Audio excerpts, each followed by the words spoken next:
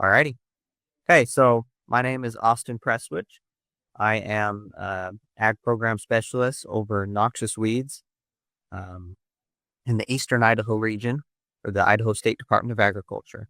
My office is out of Idaho Falls, and I travel throughout eastern Idaho surveying the water bodies, lakes, and rivers for aquatic noxious weeds and other invasive species. So I'd like to provide a little context on the status of Eurasian water milfoil in Idaho real quick. So Eurasian water milfoil is listed as a noxious weed in Idaho.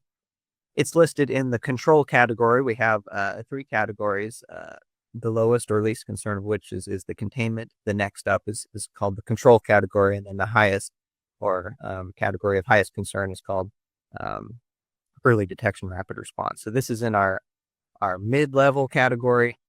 As an agency, we strive to control Eurasian water milfoil wherever possible. We have a very robust program working towards either the control or the eradication of Eurasian water milfoil. That all depends on the size of the population. We have some instances where we have eradicated it in small confined areas. And there's other water bodies where we are working to control and reduce the population. It has been found. Can I break for just 1 second? We're not seeing your slides moving or changing or anything. Oh, sorry. You're still on the first one, huh? Yes. Yeah, you could click the slideshow icon down at the bottom there, or choose it from the top. Yes, it's just showing the. Let's see. Show. Yeah, sorry about that. If you go down to the bottom, the far right icon before the negative sign at the very bottom, there you go. The one just before that negative sign there. Go over. Negative sign. Yep. It's something different than I know. Yeah, Austin, I think that you're sharing a different window. Potentially. Yes. You might have two versions of your slide deck open, possibly. Oh, that could be. Stop them for just a sec. Yeah. And let me pick back up again. Yep.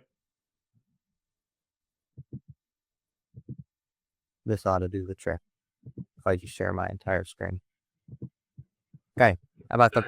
Yeah, that does it. That's good. Perfect. Sorry about that. Oh, and I wanted to mention that I have a link here for our invasive species website. We have a lot of great resources and great information about our listed noxious weeds and invasive species in Idaho. We have lots of information about what we've been doing on different water bodies across the state. We have lots of great interactive maps that you can check out. So I recommend checking out our website. You can learn more about our listed aquatic and invasive species and noxious weeds. So a brief overview on Eurasian water milfoil on the Idaho side of Bear Lake. So in fall of 2019, Eurasian water milfoil was discovered on the western side of Bear Lake near the Utah border. If you guys catch me saying the southwestern or the southeastern, just understand that when I think about Bear Lake, I'm only thinking about the Idaho side. So if I accidentally say the southwestern corner, then I don't actually mean the southwestern corner. I mean the corner by the border of Idaho and Utah. So it was found down near Fish Haven near the border. And after that, in the following years, extensive surveys and treatments were conducted. There have been significant fluctuations in water levels since then, and that has affected both the growth of the milfoil and also our ability to survey. And then in 2022, the largest treatment to date occurred, and I'll talk a little bit more about that later. And then not too long thereafter, Eurasian water milfoil was also discovered in the Bear Lake National Wildlife Refuge and in the outlet, which connects Bear Lake and the Bear River. And we have also extensively surveyed that channel. Also, we have performed some treatments there as well. And just for your information, Eurasian water milfoil seems to be spreading downstream through the Bear River. Just this year, we discovered some in Alexander Reservoir, which is in Caribou County. just north of Bear Lake County. So let me talk about our survey methods. They're very similar to that Jesse just described. From a boat, we drop a rake every 100 meters at 100-meter intervals. This picture here is a little screenshot of our survey efforts this year. We use a modified thatch rake. It's very simple. We just have a rope attached and weights are attached as well. And when we pull up Eurasian water milfoil on the rake, we reduce our survey intervals down to 50 meters between each rake toss. And just as Jesse was saying, we determine density based on how much we pull up on the rake. And also, we keep a close eye on the sonar for any vegetation.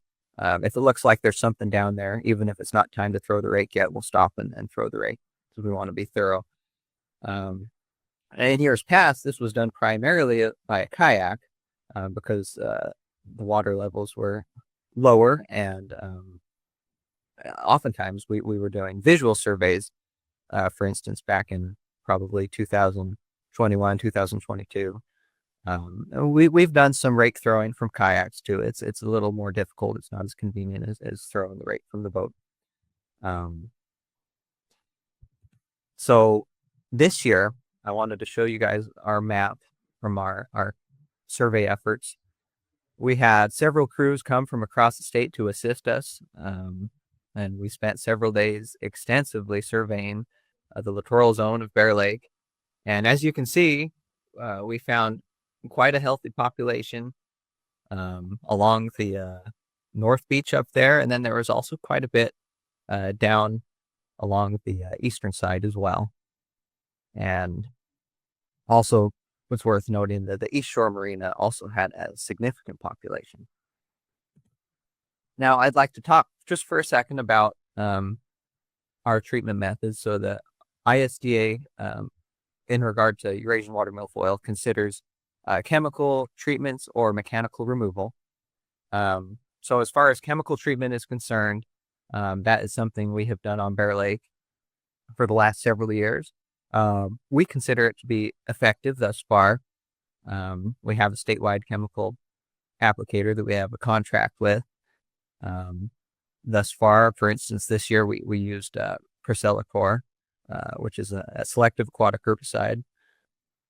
We also have been known to use mechanical treatment. We have a contract with a statewide diver. This could either be in the form of suction harvesting with a dredge, or it could be hand pulling if the population is small enough. This approach is certainly best for low populations, as it can become expensive very quickly. It's also worth noting that state employees also perform mechanical removals on a small scale. Each region has now been assigned a small dredge, and most of us have become scuba certified this year. So we are hoping to do even more removal on our own. Of course, we need to keep in mind that we have many water bodies that are demanding our attention throughout the short period of time in the summer that we have to do all this work. So we can't expect ourselves to take care of it all, but if there's small populations or small areas where we think that we can help, then we will certainly be doing some removal as well. So this year, the combined treatment areas equaled approximately 22 acres.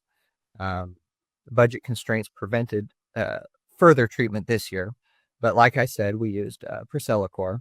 As you can see, there was a spot just south of the North Beach boat ramp. We treated the entire East Shore Marina, and then there was also a pretty good stretch there on the eastern side near the border that we treated. And I should clarify that when I'm speaking in acres, I'm speaking in terms of surface acres. Just to give you a little context, here's our treatment history. In 2020, we treated 11.92 surface acres. This was down where we first discovered it, down near the Utah border on the western side, plus some mechanical removal by ISDA staff. And then in 2021, we treated just over 18 acres. plus a little bit on the refuge as well. That was when we started working on in the outlet on the National Wildlife Refuge. And then 2022 was our big year, 121.53 acres, surface acres that we treated on the lake alone. And we also treated some additional acreage on the refuge again that year.